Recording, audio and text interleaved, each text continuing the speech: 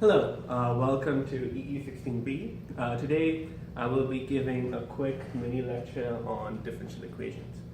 So today we're going to study differential equations of the form alpha n df of t n over dt n plus alpha of n minus 1 dn minus 1 f of t by dt of n minus 1 dot dot dot alpha 0 f of t is equal to 0.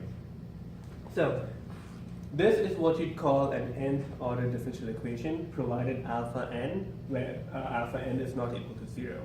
This is similar to polynomials in that how if you were to look at like an nth degree polynomial, you know that your highest power is x to the n.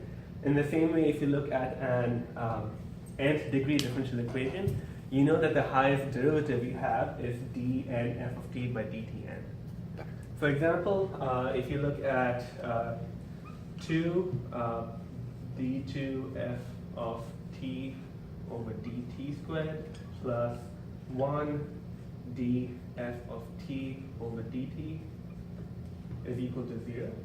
For example, this is a second order differential equation. So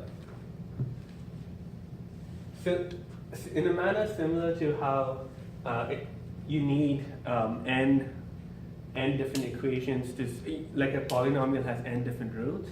In order to solve a differential equation, you need n different initial conditions. Even though we call them initial conditions, they don't necessarily have to be at time 0.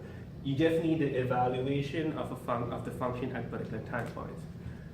But there is a small caveat.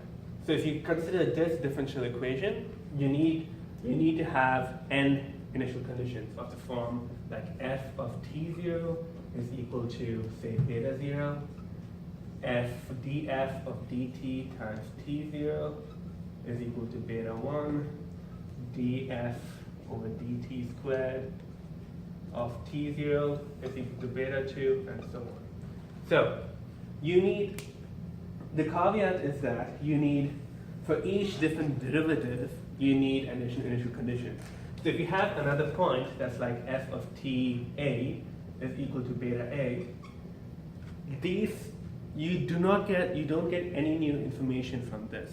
So both of these, if you have both of these, one of them is redundant. You need something of the next like derivative in order to solve it. Okay, now that we have some terminology nailed down, we're going to consider differential equations of a very particular type.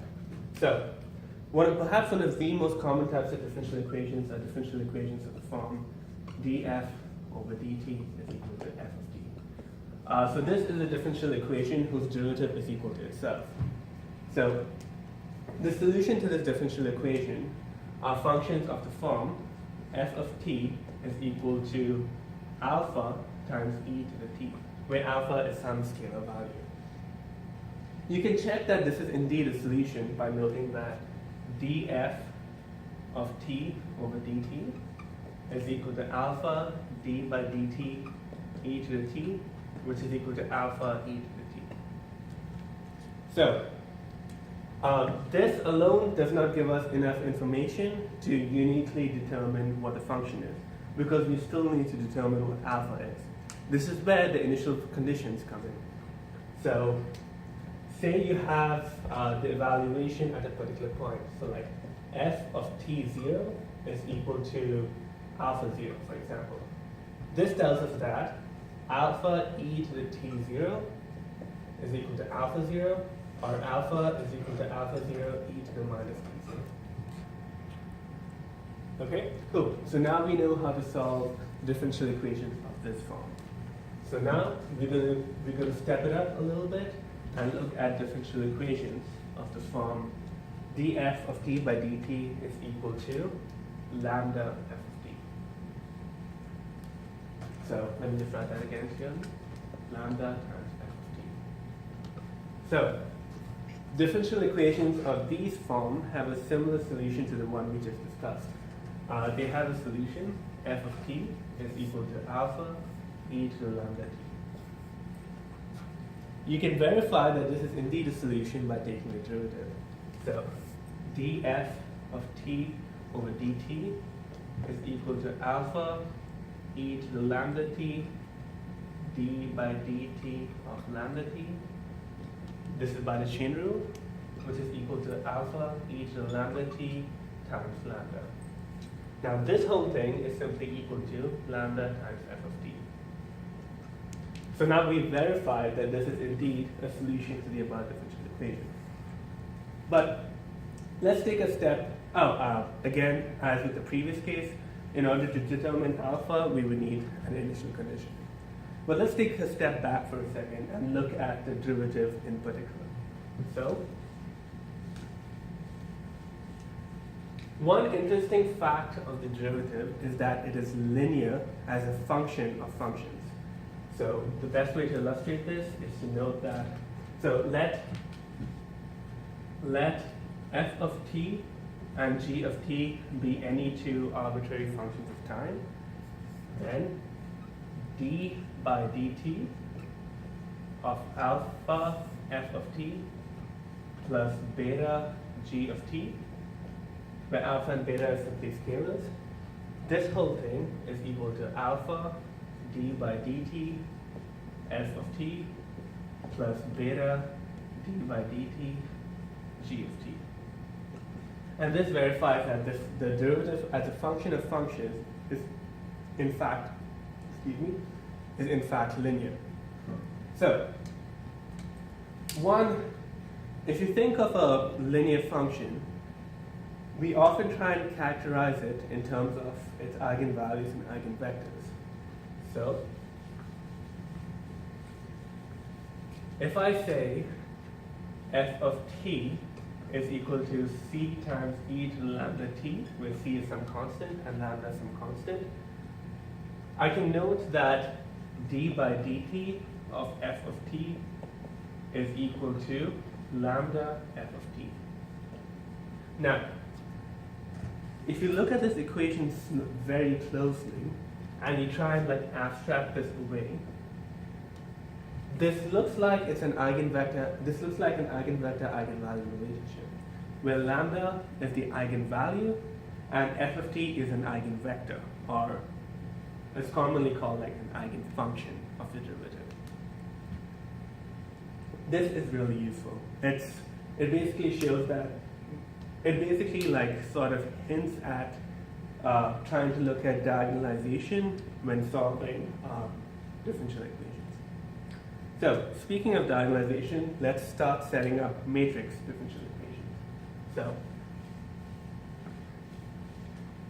So consider a vector x as a function of time of the form x1 as a function of time, x2 as a function of time, xn as a function of time. So, what you're basically saying is that x of t is something that lives in the real space, so r to the n, but each of its coordinates is a function of time. So this is kind of so x of t belongs to the real space, but each of its coordinates is like a function of time in itself. So we are going to consider differential equations of the following form. So before I mention that, I should mention that we're going to adopt the following shorthand. So d by dt of x of t will also be denoted as d by dt of this vector, which we basically define to mean of dx1 of t by dt, dx2 of t by dt, so on, dxn of t by dt. So this is just shorthand, and we will be using this quite often to reduce notation. Okay, so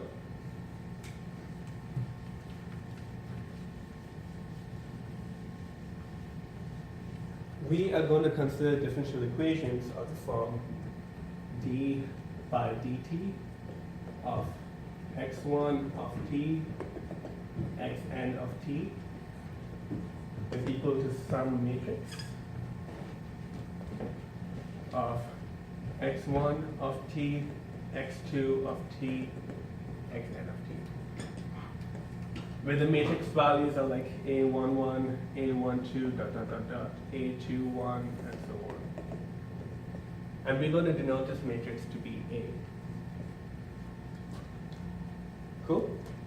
So, just to like reduce notation, we're going to succinctly represent this as d by dt of x of t is equal to a x of t.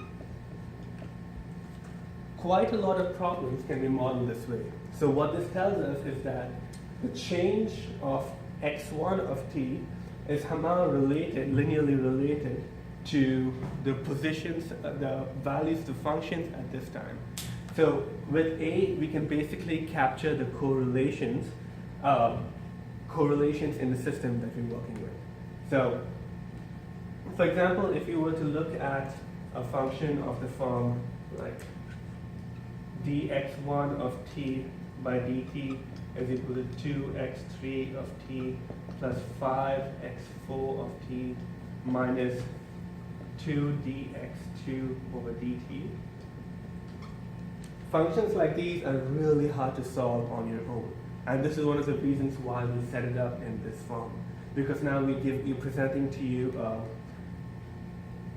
a mechanism or a method of solving highly correlated differential equations of these forms.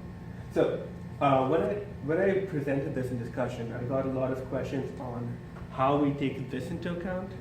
Well, usually it'll be like the next thing that you have is dx2 of dt is equal to some other combination, like this, for example. And then we would just plug this back into here, and then we'd get it back into this matrix form. Cool. So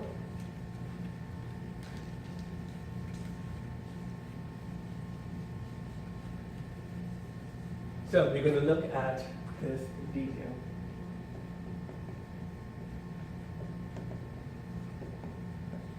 So what we want to do is to try and decorrelate these equations in some way. Or another way of thinking of it is, if x represents coordinates, we want to change our frame of reference so that in a new frame of reference, all the coordinates are decorrelated from each other. So let's assume A is diagonalizable and it can be written in this form.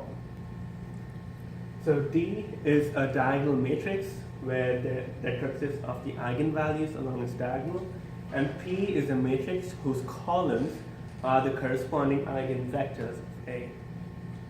So plugging this back in here, we get dx of t by dt is equal to p d p inverse x of t. So let's look at this in detail. So, in order to connect this back to this, we need to understand what this actually does. So, if you look at A of a vector, let's say vector z, for example, if you were to walk through this matrix multiplications, what this tells you is that z is multiplied by p inverse to take it into the eigenvector coordinates, so the eigenbases. So this is a change of basis that changes you into the eigenvector basis. Then we scale the individual coordinates in the eigenvector basis, and then we take it back into the coordinates that we are initially working with. So the eigenvalue of diagonalization or the eigenvalue of decomposition, the reason why we do it is for this decomposition. So a matrix in itself might be complicated, so what we do is we change our frame of reference, which is what we do by multiplying by P inverse. Then we scale the values in this new frame of reference, and then we change it back. So Z times P inverse changes our frame of reference into, so say we are working in like this basis, now we change the reference into something like this, and within this frame of reference, all we're doing is that the basis vectors get scaled by a certain amount, and then after we do the scaling, we should rotate back into the reference we're initially working with. So with that frame of reference, if you look at this, what we're saying is we have a sequence of functions, So now we're changing it into some linear combination of them, such that in the new basis, in the new coordinate system, everything is decorrelated. Then we just scale the values, and then we go back into the frame of reference we're working with. But let's try and exploit this a little bit. So P inverse x of t, I'm going to call the new coordinate system to be y of t. Okay? And then I'm going to multiply P inverse to both sides. So P inverse of this is equal to P inverse of this. P inverse of P is just I, so I'm going to throw it away. So now I have P inverse dx of t by dt is equal to d times y of t. Okay, so I'm going to go back over here. So this is perhaps the trickiest part of this derivation. So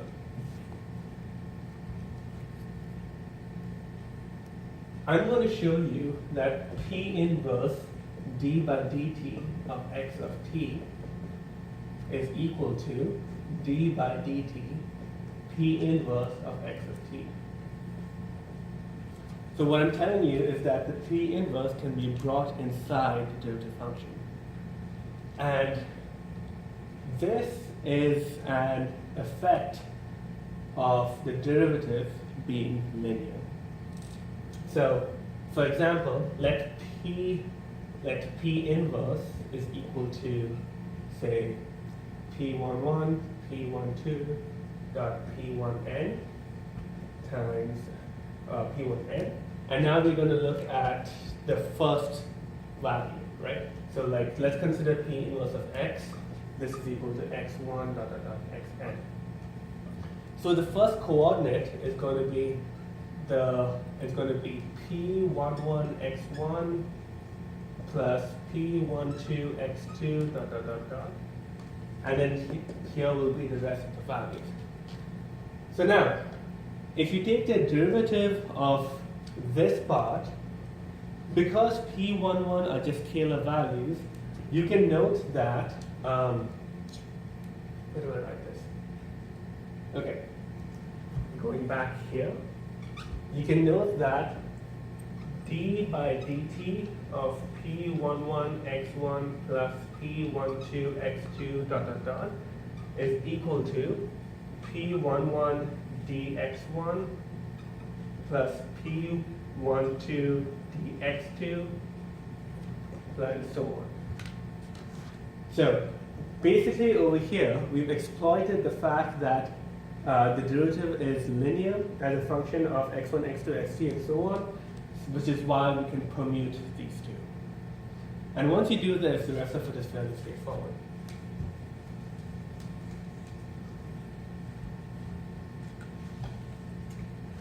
So bringing this back in, we get d by P inverse x of t by dt is equal to d of y of t. This is simply equal to y of t. So you have dy of t by dt is equal to dy of t. Now, D is a diagonal matrix. We have essentially decoupled all our equations. So if you look at a particular, like the ith coordinate, for example, we get the following differential equation. Dyi of dt is equal to lambda I y of t. Does this look familiar?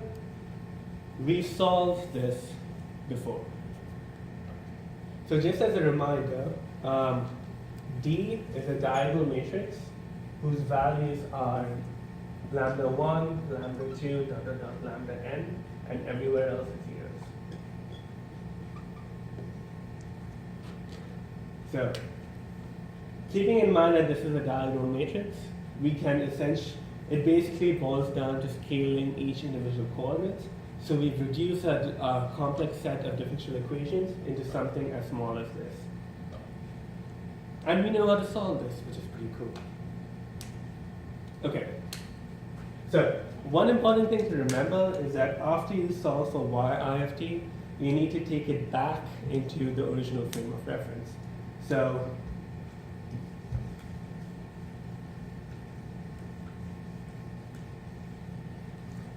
say that you solve for y1, y2, yn. You have to multiply this by p again to get it in terms of x1, xn. So you're taking it back to your original frame of reference. Another thing to remember is that in order to solve the differential equations, we need the initial conditions, right? So if you recall, we had differential equations of the form d by dt yi of t is equal to lambda I yi of t. And this requires one initial condition to solve. So say your initial condition has been given to you, so like x0 is your initial condition. We're going to change the frame of reference of our initial conditions as well in order to get the initial conditions of these. So basically, y of 0 is equal to p inverse x of 0. So you can solve for this, get the initial conditions in the eigenbases, solve for this in the eigenbases, and then take it back to the original frame of reference. Now,